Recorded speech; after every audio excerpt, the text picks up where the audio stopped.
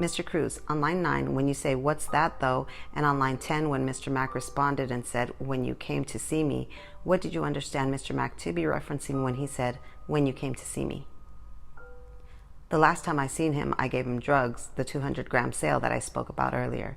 So he's saying, "When you come to see me," that's a reference to the stuff I gave him last time. And in referencing the last time that you came to visit him to give him the drugs, what did you understand him to be saying about that? Meaning, what was the significance of him referencing the previous time when you came to see him? Say this one more time. What did you understand the significance of Mr. Mack's statement to you about the prior time when you came to visit him personally to drop off drugs? He is saying, when you came to see me, he probably wants to the exact same thing as last time because it probably was good. When you said you got to link me with somebody, what does that mean?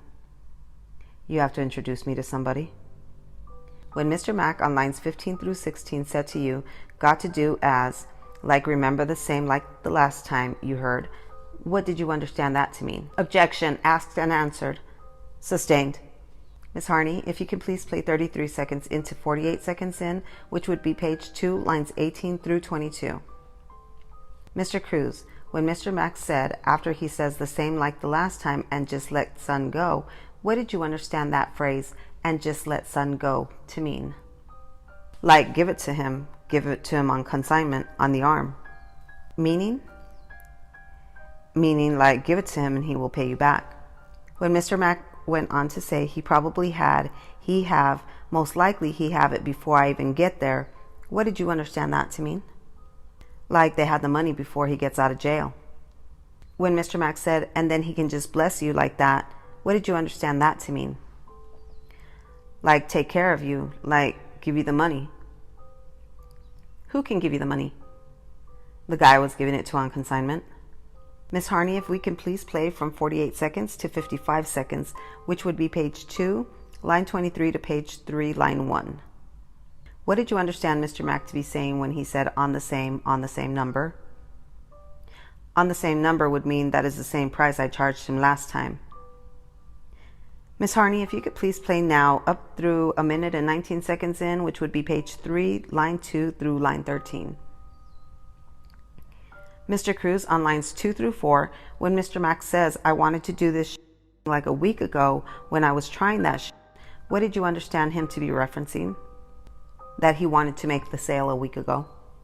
And when he says on line 8 and line 10, "You think to get down there today," in the middle you might say, "I might leave Tuesday," what did you understand Mr. Mack to be saying by "get down there today"?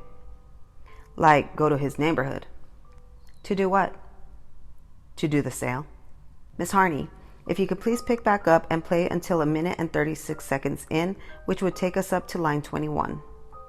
Mr. Cruz, when Mr. Mack says in lines 14 through 18, because they are trying to get back to the place, you know what I mean, there's a spot for that day, what do you understand him to be saying? They're trying to make it down here to buy the drugs and go back upstate New York. When he says he don't want to miss that on line 20, what do you understand that to mean? Like he doesn't want to miss the opportunity. Miss Harney, if we could play up until 1 minute and 43, which would take us to line 24. Mr. Cruz, have you ever heard the phrase "baby" in relation to these types of conversations before this call? Yes. What does the phrase "baby" mean? It means money. When Mr. Mack said, "and then they could just push the baby away and right after," what did you understand that to mean?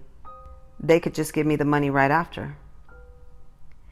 Now, Miss Harney, if we can just play through to the end. Mr. Cruz, at the end of page 3, when you say "give me," you've got a number. What are you asking of Mr. Mack? If he has the number for the person. What kind of number? A phone number. When Mr. Mack says, "Yeah, but he don't be playing with the horn," what did you understand that to mean? Horn means phone, so he is saying he don't like talk on the phone. When you respond by saying, "Nah, but I'll call him and I'll be like, I'll just pull up on you," what are you communicating back to Mr. Mack? That I avoid a phone conversation with him and talk to him in person just in case the phone lines were recorded? How do you propose to do that by saying, "I'll call him and I'll be like, I'll just pull up on you"? I'll call him and tell him, come and see him in person. How would that avoid, from your perspective, Mr. Macks' concern that the person doesn't want to talk on the phone? Objection. One moment. Overruled. Say it again. From your perspective, how would offering to call the person and tell him I'll just pull up on you overcome Mr. Macks or the call recipient's concern about talking on the phone? Because if the phone, same objection, overruled. Because if the phone was wired, if there was a wiretap on the phone, I'll be able to just meet up with him in person and avoid talking over the phone so law enforcement can't hear our conversations. What sorts of things would you not be talking about over the phone? Things we would talk about drugs in person.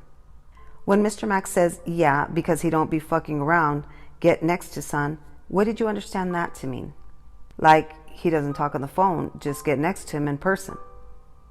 Ms. Harney, I'd like to now have us pull up Government Exhibit 306A, which is a portion of a recording from August 6th of 2016, and have the court please instruct the jury, which is 306T, page 2.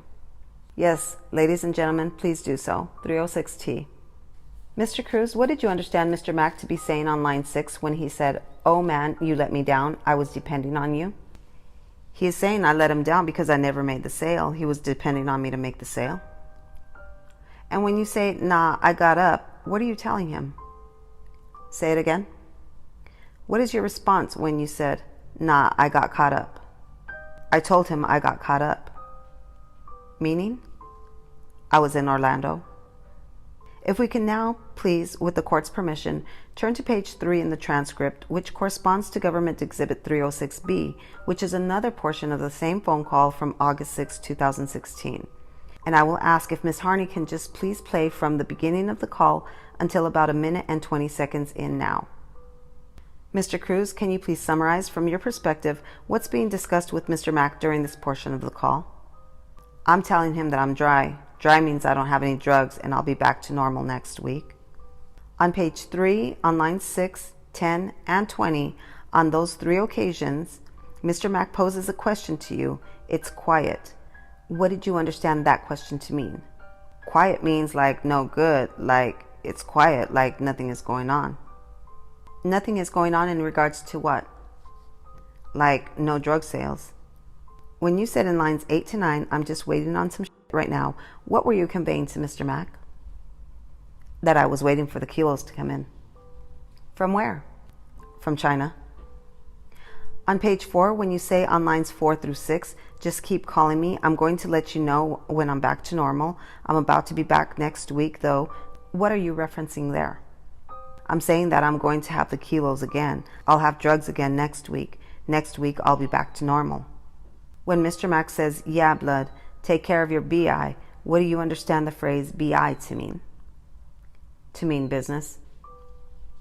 In line 9, when you say, all right, you got the money order, what is that in reference to? I sent him the money order. Can you please explain what that means? I sent him a money order for commissary. What is commissary? Commissary is what you have in jail, money in your account. You can order food and stuff like that. Did you in fact provide money to commissary accounts that Mr. Mack had access to while he was in jail during this period of time from July to August of 2016? Yes. How did you do that? By sending money orders or going to the machine and loading money onto an account? And how much money in total would you say that you placed on Mr. Mack's commissary account during this stretch of time from July to August of 2016? I would say like $1,500, $2,000. Yes. Why were you giving Mr. Mack that much money? I guess I was giving him the money if I needed a favor from him in the future. When people are locked up, usually if you do good by them, they will remember it when they come home. If we can now go forward to Government Exhibit 307D. For the record, the last call was on August 6, 2016. This next one will be from August 16, 2016. If we can pull up the corresponding transcript 307T with the court's instruction and permission to page 7, which is the transcript for a portion of 307 that is reflected as 307D. All right, ladies and gentlemen, are you all on 307D, page 7? Yes, Your Honor. No, I'm asking if the ladies and gentlemen of the jury are. And one moment. Sorry. Okay, go ahead. What I'd like to do is direct Mr. Cruz and the court's attention to page 7, line 20, and we're going to play that call starting there until the end. Ms. Harney, if you can please start at 47 seconds into the call and play this call until its termination. Mr. Cruz, if we could please now turn back to page 7, line 20. Ms. Harney, if you could go back to 47 seconds in the call and play the first 20 seconds in the call up to page 8, line 6. Again, starting page 7, line 20, up to page 8, line 6. Mr. Cruz, starting on page 7, when you said, I got a little something for you, remember that situation. That situation is better than ever right now, you heard? What were you communicating to Mr. Mack? I was telling him I got some drugs for him, but the drugs are stronger, like they're better than ever, like... And when Mr. Mack said, regular, you ain't even got, and on the next page continues and says, we ain't gotta kick it, what do you understand Mr. Mack to mean when he gave that response? He's saying we don't even gotta talk over the phone right now. And when he said, different with this one than with the outside, feel me, what do you understand him to be saying? Saying that the phone calls in jail are recorded more than the ones outside are. Ms. Harney, if we could now pick up from there and play until 1 minute and 36 in, which should take us up to line 18. Mr. Cruz, on lines 9 through 11, Mr. Mack says they're going to get the other to you first, bro, before him. You know what I mean. What did you understand Mr. Mack to be saying there? He's saying the money he owed me for the 200 grams that I gave him previously before him being arrested. What about that? That they are going to give me the money first? Who is they? Whoever he was sending. Okay, and when Mr. Mack on lines 13 through 15 says, get that out the way first, and then we can do whatever after so everything will be clean, what did you understand that to mean? Like he wanted to pay his debt first before doing other business. And when he said on line 17, yeah, him can't be in the red with the N, what did you understand him to be saying he can't be in the red? Saying that he can't owe me? Can't what? Oh, like owe money. Ms. Harney, if we can please pick up the call from here and just play the next 11 seconds to 146 in. Did you see where Mr. Mack said, this ain't a shoddy move? Yes. Who is Shoddy? Shoddy's another member of 9 Trey. Ms. Harney, can you please pull up Government Exhibit 8, please, which is in evidence? Who are we looking at in Government 8? Shoddy.